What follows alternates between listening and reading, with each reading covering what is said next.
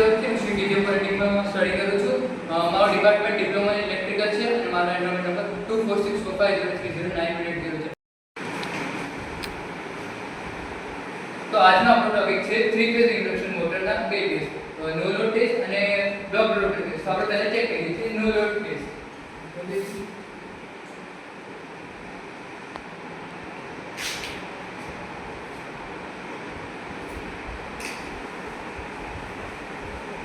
Induction મોટરના નો load test. તો આપણે પહેલા શું કરીએ કે સિંગલ ફેઝ મોટરમાં કેવી રીતે થાય છે ટેસ્ટ. તો સિંગલ ફેઝ મોટરમાં ઓપન સર્કિટ ટેસ્ટ છે.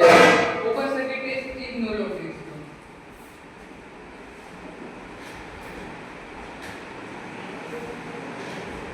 તો એમાં આપણે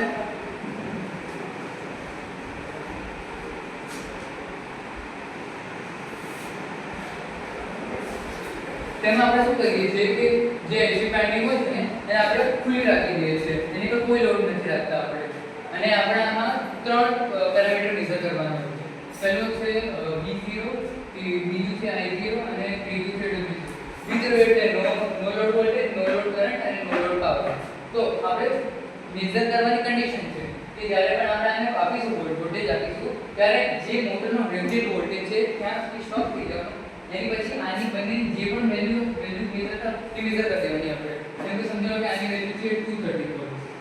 તો જ્યારે પણ વોલ્ટમીટર આપણે 230 વોલ્ટ મળી જાય ત્યારે આપણે આ બંનેની વેલ્યુ મેઝર કરી દેવાની.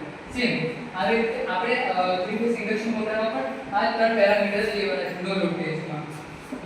તો આપણે હવે એને શું કરવાનું છે કે એની માટે સૌથી પહેલા આપણે લઈ લઈશું વેરિએબલ. આપણે લઈશું 3 ફેઝ વેરિએબલ.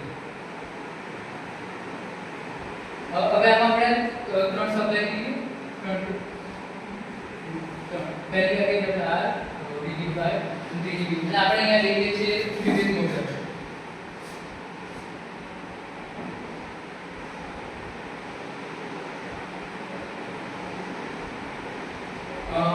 નો લોડ ટેસ્ટ કરતી વખતે આપણે રોટર જે છે એની પર કોઈ પણ જાતનો લોડ નહીં રાખીએ, એકદમ ફ્રી રાખીશું. એટલે હવે આપણે જો હવે આપણે આના સીન આપણે વોલ્ટેજ નો લોડ વોલ્ટેજ જોવાનું છે I0 અને W0 આપવાનું. એની માટે આપણે પહેલા લઈશું જો આપણે પહેલા કનેક્શન કરીએ ને હવે આપણે ફર્સ્ટ આપણે એક વોલ્ટમીટર લઈશું વોલ્ટેજ માપવા માટે. કોઈ પણ બે સપ્લાય વચ્ચે વોલ્ટમીટર લઈશું. નાવ હવે આપણે કરંટ માપવા માટે એક એમીટર મૂકીશું. આપણે ગમે તે સપ્લાય પર એમીટર મૂકી શકીએ છીએ. કેમ? કારણ કે આપણે મૂકવું તો આ સપ્લાય R વાળી ફેઝ પર રાખે, B વાળી ફેઝ પર, C પર ત્રણે સેમ હશે. કેમ? કારણ કે મોટરની અંદર જે વાઇન્ડિંગ રેઝિસ્ટન્સ છે ને આ ત્રણ વાઇન્ડિંગ છે તે ત્રણેયનો રેઝિસ્ટન્સ સેમ જ છે. એના કારણે આપણે એમીટર અહીંયા મૂકીએ, ધારો કે અહીંયા મૂકીએ કે અહીંયા મૂકીએ, ત્રણેયની વેલ્યુ સેમ જ આવવાની છે. અને પછી આપણે પાવર માપવા માટે બે વોટમીટર યુઝ કરીએ. પહેલું આપણે અહીંયા રાખીશું અને બીજું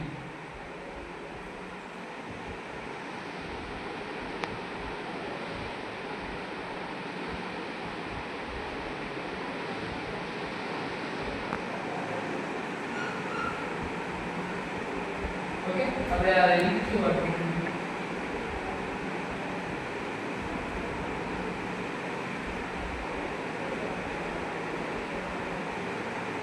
ઓકે, તો આ છે V1, આ છે I1 અને આ રાખીશું આપણે એક્ચ્યુઅલી. ઓકે સોરી, આ છે I0, આ છે V0 અને આ એક્ચ્યુઅલી આ W1 છે અને આ છે W2. હવે નો લોડ પાવર શોધવા માટે આપણે ફોર્મ્યુલા લઈશું W0 W1 W2.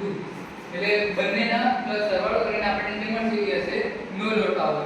તો આપણે શું કરવાનું છે કે સિંગલ ફેઝ ઇન્ડક્શન મોટરમાં જે રીતે આપણે ત્રણ માપવાના હતા એ રીતે માપીશું. જેમ કે સમજી લો કે આ મોટર છે કેટલા વોલ્ટની 230 વોલ્ટની. ઓકે, તો આપણે શું કરવાનું છે અહીંથી વેરિએબલ પરથી ધીરે ધીરે આપણે પાવર મતલબ વોલ્ટેજ વધારતા જવાનું. ધીરે ધીરે જેમ કે થોડા 50 10 50 100 એમ કરીને વધારતા જવાના. જેટલા રેટેડ વોલ્ટેજ થયા છે મોટરે એટલા આપવાના. 230 વોલ્ટ હતી તો મતલબ V0 આપણે આયા 230 વોલ્ટ રેટેડ વોલ્ટેજ. ઓકે, આ આપણે લઈશું અને એ જ કન્ડિશનમાં આપણે બંને 1 મીટર અને બંને જે વોટ મીટર હશે એનું પણ આપણે રેટ કરી દઈશું. જેમ કે I0 લખી દેવાનું અને બીજું W0 માટે W1 W2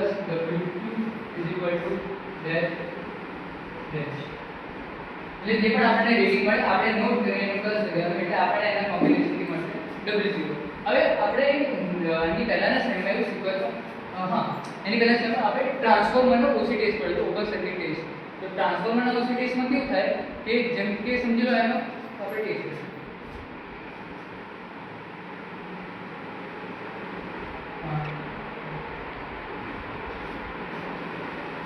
ટ્રાન્સફોર્મરને જ્યારે ઓસી ટેસ્ટ કરીએ છીએ ત્યારે આપણે એનો તો આપણે જ્યારે ટ્રાન્સફોર્મરમાં ઓસી ટેસ્ટ કર્યો ત્યારે આ છે આપણી પ્રાઇમરી વાઇન્ડિંગ અને આ છે સેકન્ડરી. હવે આપણે સેકન્ડરી વાઇન્ડિંગ ખુલ્લી રાખી દીધી છે, એને કોઈ પણ જાતનો લોડ નથી રાખતા આપણે.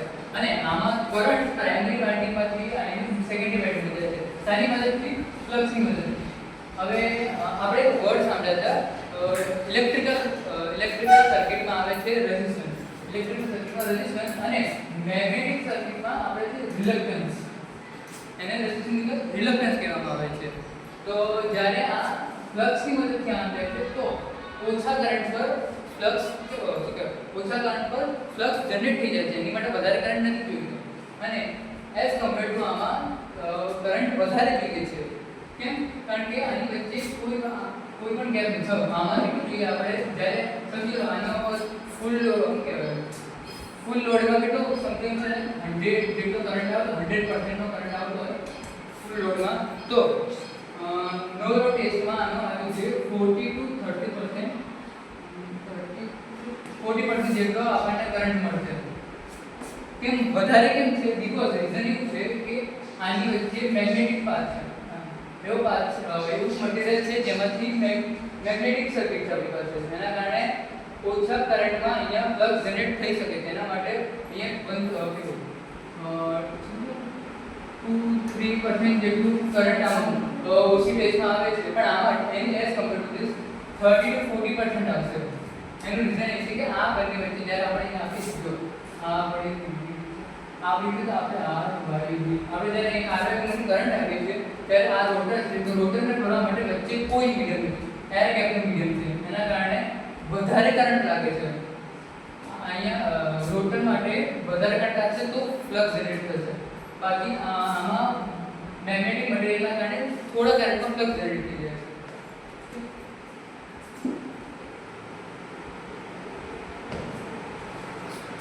અને આપણે હવે એવું સમજવું છે કે આપણે ત્રણ નથી લેવા, આપણે ના તો વોલ્ટમીટર લેવા છે, ના તો એમીટર લેવા છે, ના તો વોટમીટર છે. આપણે ત્રણેયમાંથી કશું આપણે સિમ્પલમાં કપાતા છે, આપણે લઈ શકીએ છીએ પાવર એનાલાઇઝર.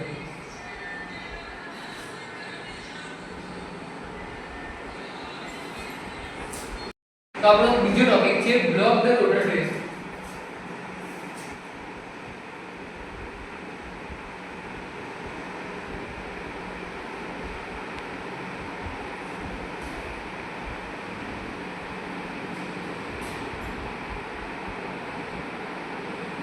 તમે સાંભળી શકો છો કે બ્લોક ધ રોટર ટેસ્ટમાં આપણે રોટરને બ્લોક કરવાનું છે. મતલબ નો લોડમાં કેવું હતું કે મોટર પર કોઈ જાતનો લોડ નથી રાખી એને ફ્રીલી કરવા દેવાની છે. અને બ્લોક ધ રોટર ટેસ્ટમાં શું કરવાનું છે આપણે કે એને ફિક્સ રાખવાનું, આપણે એને હલવા નથી દેવું.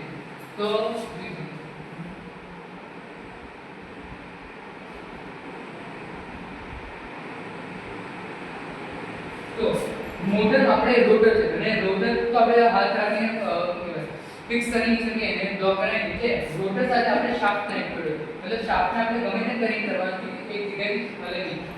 આ જગ્યાએ આપણે કોઈ પણ કરીને આને ફિક્સ કરવાનું છે, એટલે આપણે આને ફિક્સ કરી દઈશું. તો આપણે કનેક્શન કરીએ છીએ. અહીંયા પાછો આપણે નો લોડમાં લીધો તો એવી રીતે આપણે લઈ લઈએ છીએ.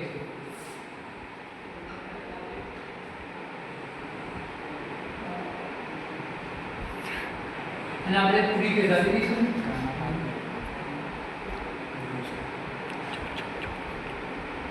અને હવે આપણે બંને વચ્ચેનું કનેક્શન કરીશું.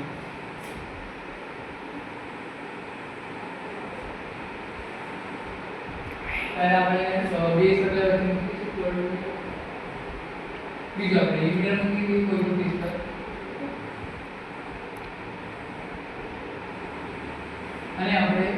2 વોટ મેળવવું.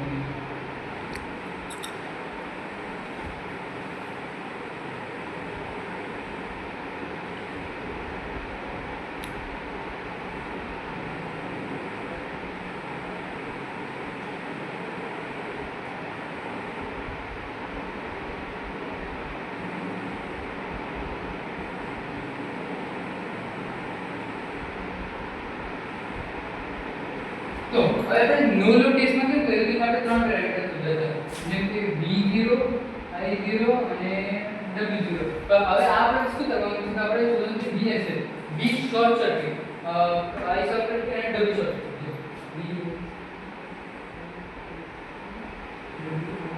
તો આ વખતે આપણે ત્રણ પેરામીટર શોધવાના છે. અને લાસ્ટ ટાઈમ આપણે કેવું કર્યું હતું કે રેટેડ વોલ્ટેજ હતો, જ્યાં સુધી વોલ્ટેજ આપણે જેટલા રેટેડ વોલ્ટેજ છે એટલા વોલ્ટેજ આપણે મોટર રાખવાના છે. હવે આ વખતે શું કરવાનું છે કે આપણે વોલ્ટેજની જગ્યાએ રેટેડ કરંટ આપવાના છે. કેમ? કારણ કે આમાં કેવું છે કે આપણે જ્યારે મોટરને બ્લોક કરીએ છીએ ત્યારે સમજી લો કે આપણે ફૂલ લોડ આવે, ફૂલ વોલ્ટેજ આવી જાય તો શું થઈ શકે છે કે બધી જે વાઇન્ડિંગ છે ને, આ વાઇન્ડિંગ એ અચાનક ગરમ થઈને પીગળી શકે છે, જેના કારણે વાઇન્ડિંગ ખરાબ થઈ શકે છે. એટલે આપણે એવું કરવું ફૂલ રિસ્કી છે. અને આપણે એવી ટેકનિક અપનાવીશું કે આપણો ટેસ્ટ પણ થઈ જાય અને મોટર પણ સેફ રાખવી પડે. એટલે આપણે આ વખતે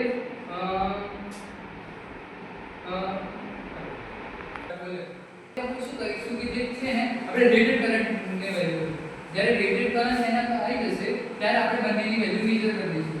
એટલે આપણે શું કરીશું કે અહીંયા 1 મીટર પર આવે છે, સમજી લો કે મોટર છે એનું 8 એમ્પિયરની મોટર છે. તો આપણે અહીંથી ડાયરેક્ટ સપ્લાય આપતા રહીશું અને અહીંયા ચેક કરીશું. જ્યારે આપણને 8 એમ્પિયર મળશે ને ત્યારે આ બંનેને આપણે વેલ્યુ મેજર કરી દઈશું. તો જેમ કે VSC, ISC અને WSC. તો આ 8 એમ્પિયર છે ને, તો જ્યારે અહીંયા 8 એમ્પિયર મળી જાય તરત જ આપણે આ બંનેની વેલ્યુ મેજર કરી દેવાની. અને આ વેલ્યુ અને અહીં મળશે W1 W2 તો આપણે બંનેની વેલ્યુ મેજર કરી દેવાની છે. હવે આપણે શું કરીએ કે જો આપણે બંને ટેસ્ટ પરફોર્મ કરીએ તો આપણે એક જાતનું સર્કિટ ડાયાગ્રામ કરી શકીએ છીએ. આ બંને ટેસ્ટનો આપણે કરી શકીએ તો એની જે વેલ્યુ મળશે ને એનાથી આપણે સર્કિટ ડાયાગ્રામ, અરે સર્કિટ ડાયાગ્રામ મતલબ આપણે જે પણ ટાઈપની કરી અને આખું મતલબ મોટરની જે પણ વેલ્યુ અને બધું શોધવું આપણે શોધી શકીએ છીએ. તો મતલબ આપણે આ બે પ્રકારના જે ટેસ્ટ છે એ પરફોર્મ કર્યા પછી આપણે સર્કિટ ડાયાગ્રામ બનાવી શકીએ છીએ. અને જો આપણી પાસે સર્કિટ ડાયાગ્રામ હશે તો આપણે આખી મોટરનો આપણે પરફોર્મન્સ મેજર કરી શકીએ છીએ. અને સર્કિટ ડાયાગ્રામ આ બે ટેસ્ટ વગર કશું જ નથી, એની વગર આ કામ જ ના આવે. એટલે બાય ચાન્સ એક્ઝામમાં આવે કે આપણે સર્કિટ ડાયાગ્રામ મેળવવા માટે તો મોટરનો પરફોર્મન્સ લેવા માટે કયા ટેસ્ટ કરવા જોઈએ. હવે નોર્મલી તો બ્લોક લોડ ટેસ્ટ અને નો લોડ ટેસ્ટ એક જ ટેસ્ટ કહેવાય છે. એટલે એક્ઝામમાં આવે તેના આન્સરમાં એવું લખવાનું કે નો લોડ અને બ્લોક ટેસ્ટથી આપણે સર્કિટ ડાયાગ્રામ અથવા આખી મોટરનો પરફોર્મન્સ શોધી શકીએ. આપણો ટોપિક ફિનિશ.